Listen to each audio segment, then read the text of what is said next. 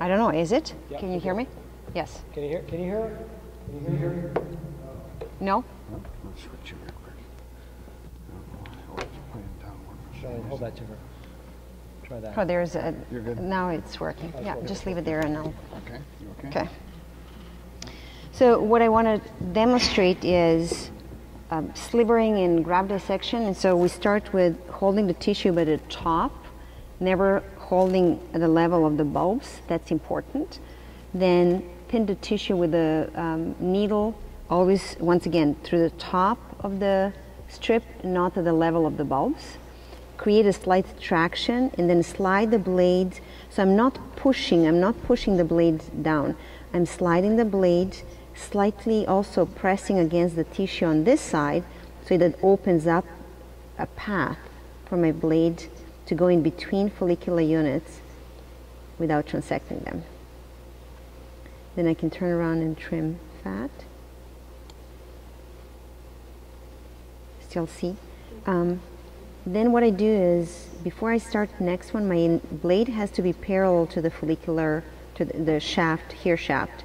Then I envision the path on the top, and as I am dissecting, I'm looking at the tissue, and now I'm imagining I can go, for example, here in between these two follicular units, so I can go to the left or to the right. Can you see that? So you watch what I'm going to do. I come here and I have to make a judgment. Do I go in between here or I can go in between there? And all depends how much tissue do I have in between these two follicular units, whether I have enough tissue to preserve both. And I judge that I do. My hairs bend underneath a little bit, so I have to make sure that my blade follows that. Charlene mentioned that earlier. So cadaver tissue is not as workable as the regular tissue.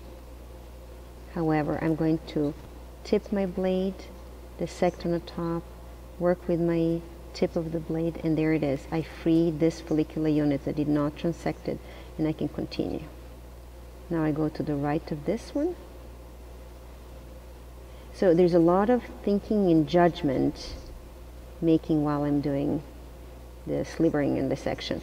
If my slivers are thin, then either I or someone else who is dissecting grafts can see better. And I'm going to switch the forceps. I use the forceps for slivering that have teeth because they can create traction easier.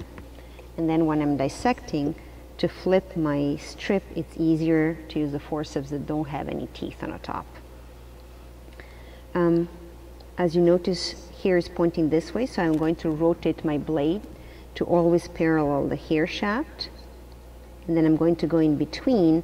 So the closer I come to the follicular units on this side, I don't have to repeat the cut. So I'm going to manage my trimming around the graft. So this one is transected, so I'm going to clean it. And I'm going to come and cut in between here. I'm going to rotate and cut one more time here. Okay, here. Can you see? To the right? Yeah, I'm going to move. When we work with the cadaver tissue, it's hard to find dark follicular units. I'm going to select the piece. It has more darker here, so I'm going to do one more.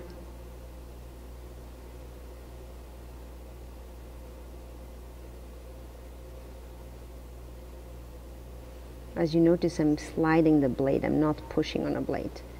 And I have to switch my forceps for a second.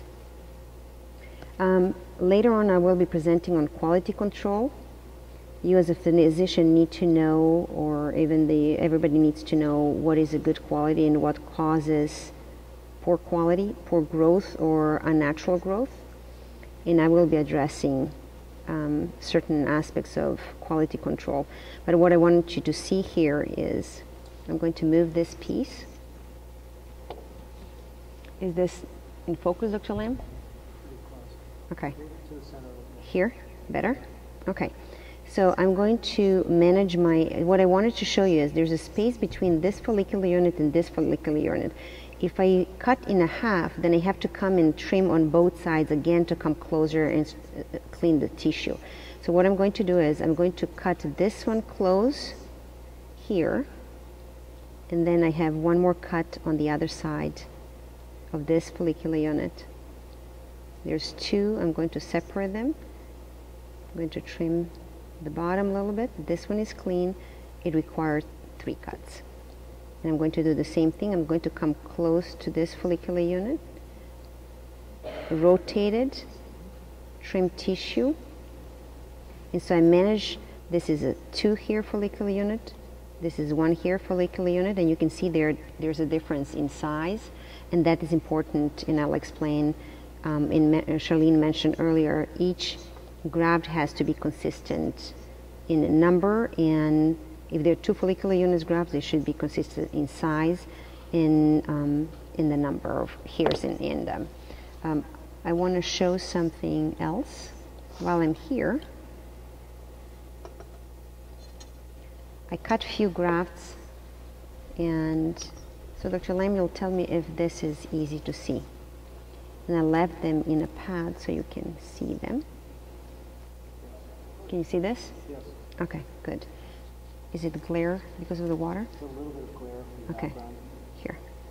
How about that? Better? You put it on something else, like on the brown color. There's a white contrast you'll see as well. And I was thinking that will show better. It shows worse. Okay, Put it on, I tried this. yeah, put it on there. Is this better? Much better. Much better? Yes. Okay.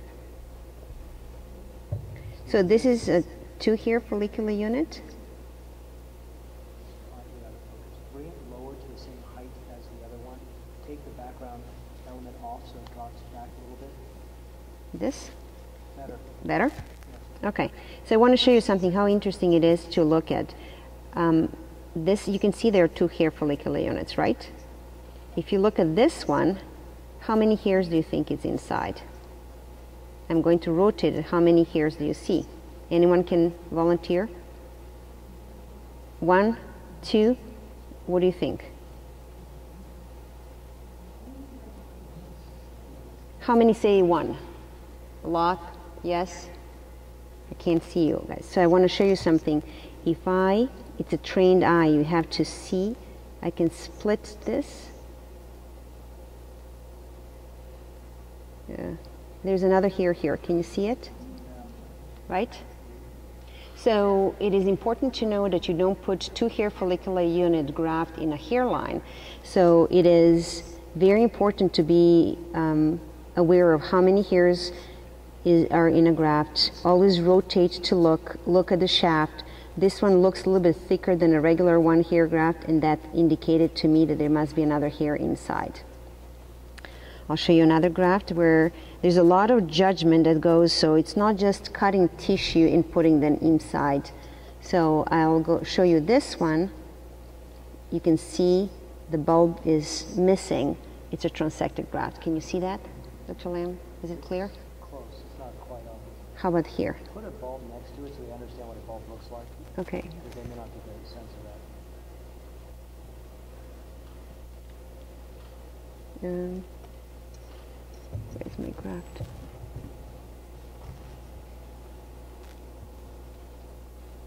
Okay, I have this one. Can you see the bottom is a little bit, it has a, it's not in focus. Okay. Maybe even the middle of it, it's hard to see. Can you see it now? A little bit better. Is it better? A little bit. Try the other direction. You have it better. Yeah, right. Stop. Right there. Okay, there it is. So there's a little kind of thick part of the hair shaft on the bottom. This one does not have it.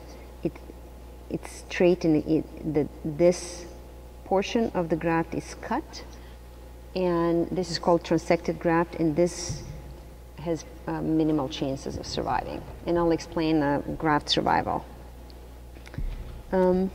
I want to show you one thing that I will be explaining later on. This is a piece of tissue. So if you think about strip being taken out of the back of the head, if you look at the hair direction, it means this was the back of the head and this is how the tissue grew. So I'm going to put it back on so you can see it clearly. So this is the direction, right? So this would be the top of the head, this would be the neck of the patient's head. And so imagine this was the strip and this is a block that will be dissected into slivers and grafts. What I want you to look at is, if I'm looking at the side of this, these follicular units are intact. If I look on this side of the strip, can you see there's transection? The bulbs are missing. Can you see that? Dr. Lam, can you see that? So in a quality control, this will tell me that the physician during the dissection transected. And if I see transection on this side, that will tell me that assistant while blocking or slivering transected. And I'll show you in my presentation the difference. So this was a great example to think about who transected and who needs to make corrections in the future. And if there's a transection, first consequence is there's no growth, and the second is much harder on assistants. It takes longer to trim those transected grafts and discard them. So it's a waste for the patient and affect results and also affect the overall length of the procedure and quality. I want to mention when a surgeon's harvesting, you shouldn't have that much fat underneath. You know, Okay. It's better just to get it, you know what I'm saying? Yes. So this is another thing. This is too much fat underneath. Should be less. During the harvesting, either scissors or blade needs to come closer, but not too close to the hair follicles. And if you come too close to the hair follicles, you damage them. If you go too deep, you cause more adhesions underneath and deeper scarring, and that means the next time around it will be harder to harvest. So the less fat is better. Too little fat is not good. Too much fat is not good. But this was difficult to just gauge on a cadaver tissue. Cadaver tissue is not the easiest to work on. So another thing that I want to show you while I'm here, so that we don't switch anymore. I was mentioning earlier using a foam to dissect, and I'm going to use a prep blade so it will be easier to show you this. So let's say if I'm training someone, I give them forceps, and so watch what happens. If someone squeezes, it lifts. You see how the piece lifts? So that means if the person is squeezing too much, I'm going to cut this so you can see it lifting. And you see how there's an indentation. So the grip needs to be gentle, probably use on the side, gentler, and slightly sliding the blade through the